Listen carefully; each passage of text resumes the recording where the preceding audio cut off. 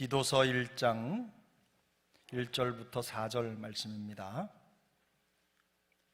주신 말씀을 함께 봉독해 올리겠습니다. 교독합니다. 하나님의 말씀입니다. 하나님의 종이요 예수 그리스도의 사도인 나 바울이 사도된 것은 하나님이 택하신 자들의 믿음과 경건함에 속한 진리의 지식과 영생의 소망을 위함이라. 이 영생은 거짓이 없으신 하나님이 영원 전부터 약속하신 것인데 자기 때에 자기의 말씀을 전도로 나타내셨으니 이 전도는 우리 구주 하나님이 명하신 대로 내게 맡기신 것이라. 같은 믿음을 따라 나의 참된 아들 된 디도에게 편지하노니 하나님 아버지와 그리스도 예수 우리 구주로부터 은혜와 평강이 내게 있을지어다.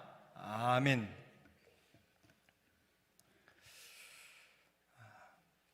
매년 이 시간이 되면 보통 사람들은 지나온 한 해를 되돌아보는 시간을 갖습니다. 지난 일들을 감사도 하고 반성도 합니다.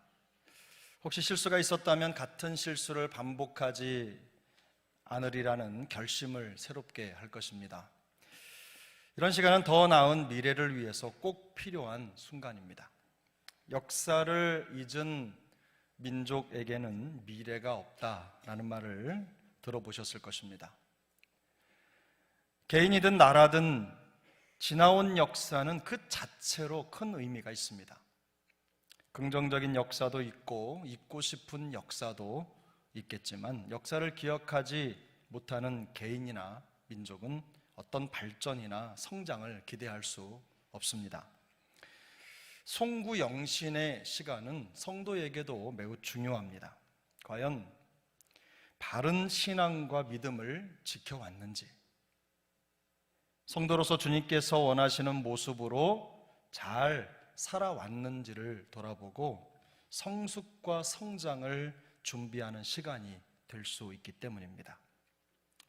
오늘 송구영신 예배가 우리 모두에게 그런 시간이 될 수 있길 바랍니다. 바람직한 송구영신을 위해서는 또한 분명한 성경적 기준이 필요합니다. 과거의 실수나 잘못을 들춰내기 위해서가 아니라 더 나은 미래와 성숙한 성도의 삶을 만들고 하나님의 뜻에 더 가까이 다가서기 위해서입니다. 함께 읽은 신약 성경 디도서는 사도 바울의 목회 서신입니다. 쉽지 않은 목회 상황 속에서 고군분투하는 제자 디도를 격려하고 또 돕기 위해서 보낸 편지입니다. 바울은 아들 같은 제자 디도에게 보내는 편지의 서두를 그리스도인들의 삶을 지탱하는 매우 중요한 신앙의 골격들을 강조하면서 시작합니다. 그가 강조하는 신앙의 골격은 첫 번째 믿음입니다. 본절 1절인데요. 우리 본문 1절을 함께 읽겠습니다. 하나님의 종이요 예수 그리스도의 사도인 나 바울이 사도된 것은 하나님이 택하신 자들의 믿음과 경건함에 속한 진리의 지식과. 바울은 자신이 사도가 된 것은 하나님이 택하신 자들의 믿음을 위함이라고 밝힙니다. 하나님이 택하신 자라고 하는 것은 구원받은 성도들을 가리킵니다. 예수 그리스도를 구주로 믿고 신뢰하는 사람들을 의미하는 것입니다.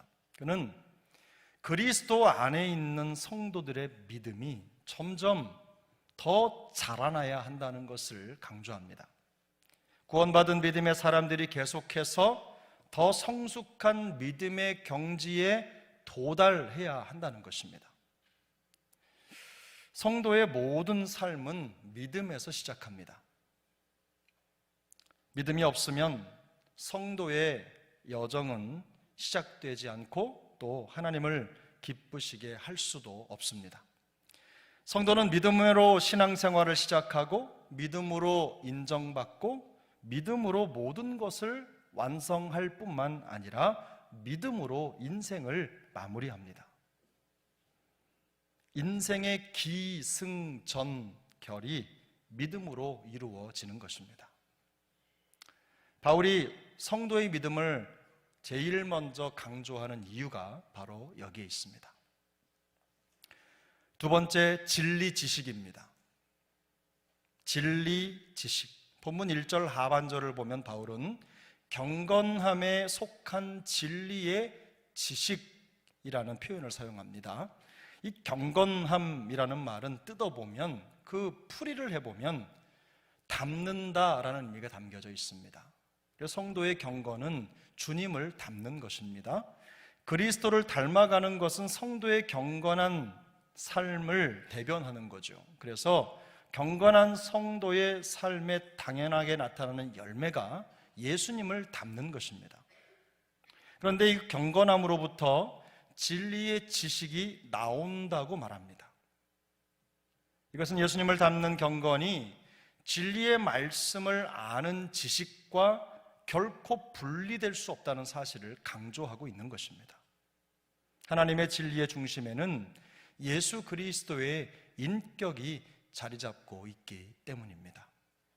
다시 말해서 진리를 아는 것은 하나님을 닮는 경건으로 나타나고, 예수님을 닮는 경건은 진리를 아는 것에서 시작된다는 뜻입니다. 일반적으로 사람은 새로운 정보를 습득할 때 행동의 방식이 달라집니다. 신앙생활도 마찬가지입니다. 성도는 진리의 지식을 습득할 때 생각이 변하고 신앙과 삶이 새롭게 될 무한한 가능성을 갖게 됩니다. 진리의 지식을 습득하는 것은 영적인 일입니다. 하지만 또한 육체적으로, 정신적으로, 또 의지적으로 수많은 연습의 과정입니다. 그래서 진리를 습득하기 위해서는 많은 연습의 과정이 필요합니다. 바울이 여기서 사용하는 이 지식이라는 단어는 대개는 직접적인 접촉이나 혹은 경험을 통해서 체득되는 알을 얘기합니다. 단순히 정보를 듣는 게 아니라 몸으로 뛰어서 몸으로 익히는 지식인 거죠. 예를 들면 운전을 한다든지, 예를 들면 스키를 탄다든지, 이런 것들은 몸이 기억을 해서 오랫동안 하지 않아도 조금만 시간 지나면 금방 옛날의 모습을 회복합니다. 그런 것처럼 몸으로 체득되는 알을 지식이라고 말하는 겁니다. 사실 말씀을 단순한 정보로만 알고 있는 사람은 체험적인 지식이 없습니다. 피아노를 아는 사람과 제대로 연주하는 사람은 다릅니다. 저도 오늘 예배 시작하면서 연주를 했던 우리 집사님들의 첼로, 플루트 잘 압니다. 그런데 한 번도 연주해 본 적이 없습니다. 알기는 알지만 연주해 본 적이 없는 거죠. 근데 이 둘 다, 저도 플룻을 알고 첼로를 알지만 두 분 집사님과는 완전히 다른 지식을 가지고 있어요. 그래서 두 사람의, 이 둘 사이의 이 간격은요, 비교할 수 없는 차이가 있습니다. 똑같은 지식이 아닙니다. 이처럼 사도 바울이 말하는 진리의 지식은 단순히 성경 지식을 말하는 것이 아닙니다. 그리스도의 인격과 삶을 닮아가는 삶으로 나타나는 실제적인 지식을 의미하는 것입니다. 주님과 나누는 인격적인 교제와 경험을 통해서 살아있는 지식을 얻는 과정을 말하는 것입니다. 그러므로 경건함에 속한 진리의 지식은 성도의 영적 성숙을 보여주는 척도라고 할 수 있습니다. 세 번째는 영생의 소망입니다. 영생의 소망. 본문 2절인데요. 우리 2절을 함께 읽습니다. 영생의 소망을 위함이라. 이 영생은 거짓이 없으신 하나님이 영원 전부터 약속하신 것인데. 바울은 영생의 소망을 말하면서 그 소망이 신실하신 하나님의 약속에서 시작되었다고 강조합니다. 믿음을 지키기 위해서 고군분투하는 성도들이 영생의 소망을 갖도록 격려하는 것은요, 인간적인 측은함 때문이 아닙니다. 그래, 힘들게 고되게 살아가니까 그래 소망을 가져봐, 이렇게 말하는 격려 수준이 아니라는 거예요. 영원 전부터 있는 하나님의 약속을 믿기 때문입니다. 거짓말을 하실 수 없는 영원하신 하나님께서 시간이 시작되기 전부터 불변하시는 성품으로 보장해 주신 것입니다. 그러므로 영생의 소망은 힘겨운 성도의 삶을 지탱하는 기둥입니다. 견고한 신앙의 받침대인 것입니다. 우리가 모든 일에 넉넉히 이길 수 있는 것은 우리를 사랑하시고 영원한 생명으로 이끄시는 하나님께 소망을 두기 때문입니다. 우리 모두에게 이런 영생의 소망이 충만하게 임하기를 축복합니다. 넷째, 말씀 사용입니다. 여러분 좀 생소하게 들리실 수 있겠는데요, 말씀 사용입니다. 3절입니다. 우리 3절 함께 읽습니다. 자기 때에 자기의 말씀을 전도로 나타내셨으니 이 전도는 우리 구주 하나님이 명하신 대로 내게 맡기신 것이라. 아멘. 전도라는 말은요, 말씀 선포를 의미합니다. 나타내다라는 것은 보이게 한다, 드러내 보여준다라는 뜻입니다. 그러므로 자기의 말씀을 전도로 나타내셨다라는 말은 하나님의 말씀의 원리를 깨달아 알 수 있도록 들려주고 보여준다는 뜻입니다. 이게 사도 바울의 역할이라는 거죠. 삶의 자리에서 성도들이 하나님의 말씀을 사용할 수 있도록 그저 막연하게 공허하게 알고 있는 수준이 아니라 그 말씀을 듣고 자기 것으로 만들어서 그것을 사용할 수 있도록 그렇게 가르쳐주고 알려준다는 거예요. 손에 쥐어준다는 거예요. 성도는 말씀을 읽고 듣고 묵상하지만 세상을 대항하고 세상을 이기는 무기로 말씀을 사용합니다. 우리의 구원자이신 예수님은 사탄의 유혹과 공격이 찾아왔을 때 사람이 떡으로만 살 것이 아니요 하나님의 입으로부터 나오는 모든 말씀으로 살 것이라고 하셨습니다. 이 말씀은 구약성경 신명기 8장 3절 말씀인데, 주님께서 마귀의 공격을 받으실 때 이 구약성경 말씀을 사용하신 것입니다. 에베소서 6장 17절은 이렇게 말씀합니다. 구원의 투구와 성령의 검 곧 하나님의 말씀을 가지라.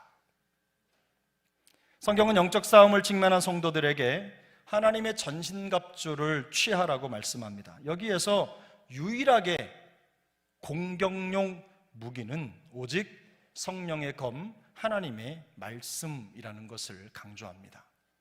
성도는 말씀 사용 능력으로만 악한 세상을 대항하는 영적인 싸움에서 승리할 수 있습니다.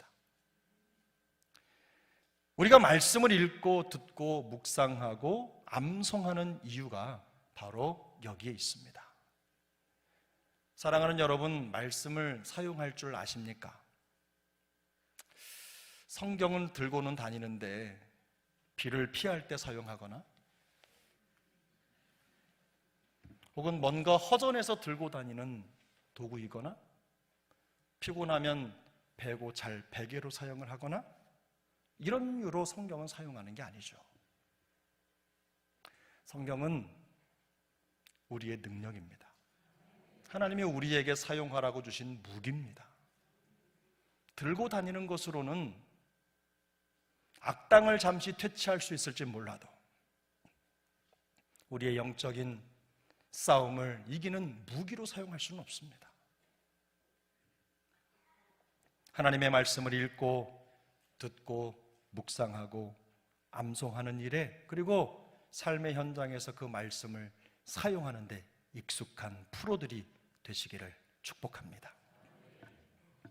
오늘 저는 설교를 시작하면서 바람직한 송구 영신의 기준에 대해서 말씀을 드렸습니다. 특히 성도가 지나온 과거를 돌아보고 앞날을 준비하는 신앙적으로 바람직한 송구 영신을 이루기 위해서는요, 분명한 기준이 필요하다는 말씀도 드렸습니다. 그런데 성경이 강조하는 신앙의 골격들, 예를 들면 믿음, 진리, 지식, 그리고 영생의 소망, 그리고 말씀 사용, 이런 것들이 그 기준이 될 수 있습니다. 우리는 성도를 그리스도인이라고 부릅니다.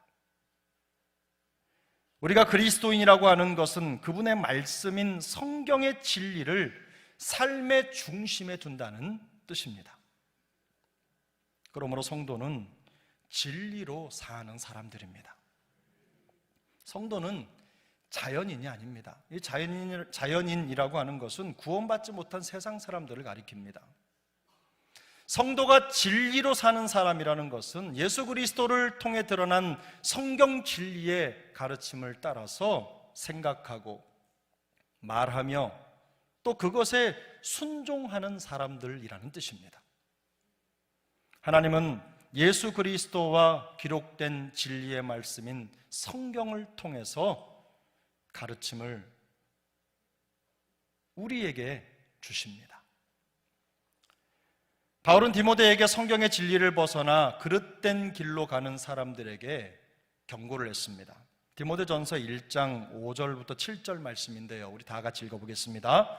이 교훈의 목적은 청결한 마음과 선한 양심과 거짓이 없는 믿음에서 나오는 사랑이거늘 사람들이 이에서 벗어나 헛된 말에 빠져 율법의 선생이 되려 하나 자기가 말하는 것이나 자기가 확증하는 것도 깨닫지 못하는도다. 누구를 말하는 거냐면 성경을 일평생 읽고 들었는데 그 안에 있는 진리에 대한 깨달음을 얻지 못한 사람들을 말하는 것입니다. 그들은 결국 헛된 말에 빠질 수밖에 없다는 거예요. 진리의 교훈에서 벗어났다는 것은 그들이 단지 진리의 말씀을 들었을 뿐 그 진리가 그들의 삶에 전혀 영향을 미치지 못하고 있다는 것을 반증합니다. 그러나 진리를 따르는 사람들은 그렇지 않습니다.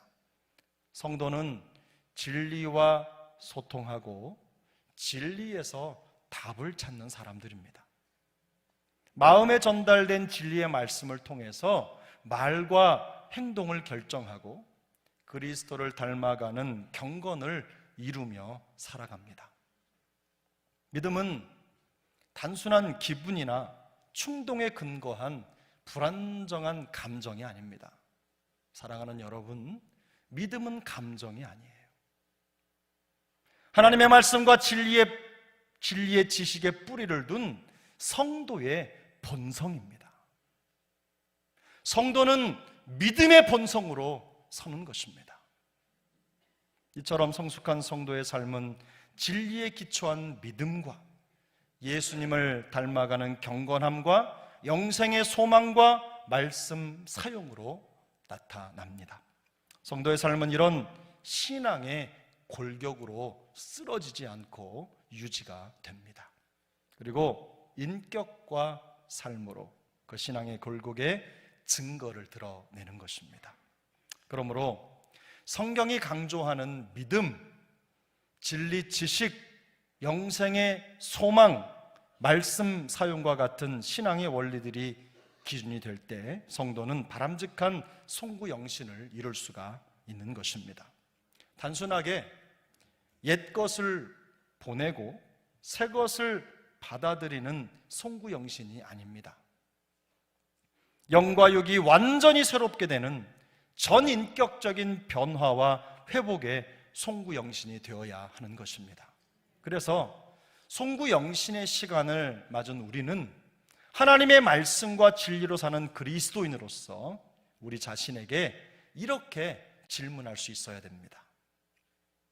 과연 나는 계속해서 믿음의 진보를 이루고 있는가? 그리스도를 닮아가기 위한 진리 지식을 끊임없이 습득하고 있는가? 하나님의 약속에 근거한 영생의 소망이 있는가? 말씀 사용을 실천하고 있는가? 이런 조항들을 돌아봐야 되는 것입니다. 여러분, 복음을 전하지 못하는 이유가 무엇인 줄 아십니까? 말씀을 몰라서 그렇습니다. 말씀을 사용할 줄 몰라서 그래요.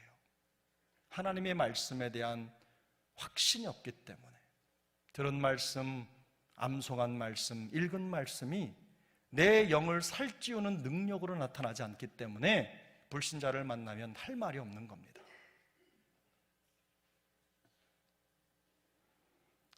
사랑하는 여러분, 말씀 사용을 실천하고 계십니까? 지나온 한 해 여러분은 어떠셨습니까? 진리를 믿고 따르는 것이 더 나은 우리 삶에 꼭 필요하다는 확신이 있으십니까? 하나님의 말씀을 믿고 따르는 것이 우리의 인생을 더 윤택하게 만든다고 하는 확신이 있으시냐는 말씀입니다. 혹시 더 안정되고 행복한 삶을 만들기 위해서 오히려 성경의 진리를 내려놓고 개인의 경험과 지식을 더 의지하지는 않으셨습니까? 피아노를 안다고 말하지만 연주할 줄 모르는 사람처럼 예수님을 알지만 그분을 인격적으로 깊이 만나본 적이 단 한 번도 없으신 건 아닙니까? 성경의 진리를 알고 있다고 떠버리고 있지만, 신앙생활 오래 했다고 말하고 있지만 정작 예수님을 닮아가는 것과는 거리가 먼 형식적인 종교 생활을 하고 있지는 않으십니까?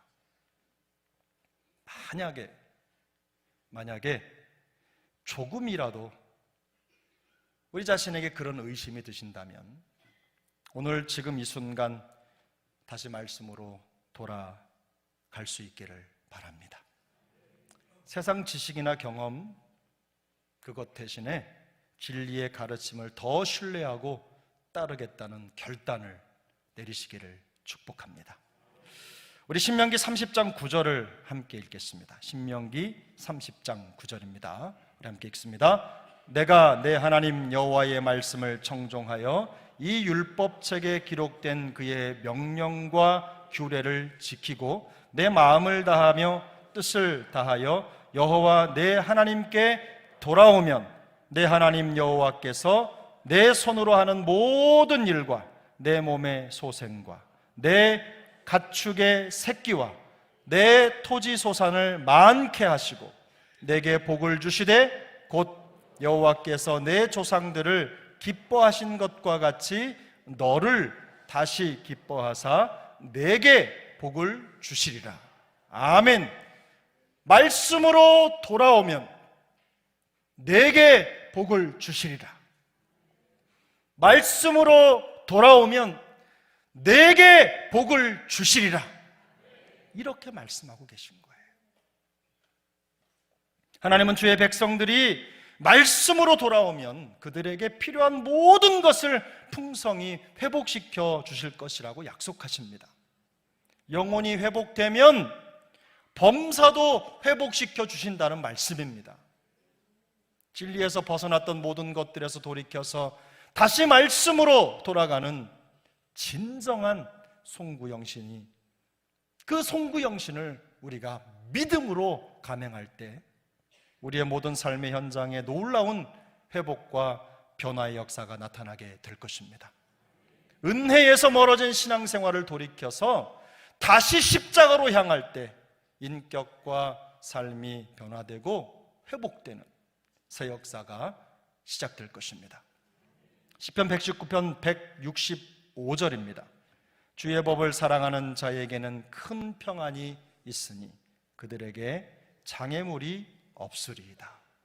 같이 읽겠습니다. 주의 법을 사랑하는 자에게는 큰 평안이 있으니 그들에게 장애물이 없으리이다. 아멘. 그러므로 하나님의 말씀과 진리는 회복과 변화가 절실한 우리 모두에게 하나님께서 내려주신 최고의 처방전이라는 것을 기억할 수 있길 바랍니다. 하나님의 진리 속에는 예수님의 인격과 삶이 들어있기 때문입니다. 우리를 다시 살리는 변화와 회복의 DNA가 말씀 안에 담겨 있습니다. 진리를 알고 진리를 행할 때 혼탁한 세상 속에서도 바르고 건강한 성도의 삶을 살 수 있는 것입니다. 예수 그리스도의 삶과 사역을 통해 드러난 진리는 이 땅의 모든 그리스도인들을 위해 하나님이 준비해 주신 인생 사용 설명서입니다. 주님은 너희는 마음에 근심하지 말라. 하나님을 믿으니 또 나를 믿으라고 말씀하셨습니다. 진리이신 예수님을 믿는다는 것은 우리를 바른 길로 이끄시기 위해서 우리를 설득하시는 그 주님의 마음을 받아들이는 것입니다. 주님의 마음을 우리 안에 받아들이는 순간 우리의 영혼과 인생을 위한 진정한 송구 영신이 시작되는 것입니다. 그러므로 우리 안에 착한 일을 행하신 진리의 성령님과 동행하는 한 해가 될 수 있기를 축복합니다. 믿음과 진리 지식과 영생의 소망과 말씀 사용의 신앙의 골격을 다시 세울 수 있기를 바랍니다. 모든 것이 새롭게 되는 회복과 변화의 송구영신이 될 수 있기를 예수님의 이름으로 축복합니다. 오늘 성찬을 거행할 때 우리에게 부활의 생명을 주시고 또 모든 것을 다시 시작하게 하는 그리스도 예수님의 부활의 능력을 덧입게 되기를 예수님의 이름으로 축복합니다. 우리 잠깐 기도하겠습니다.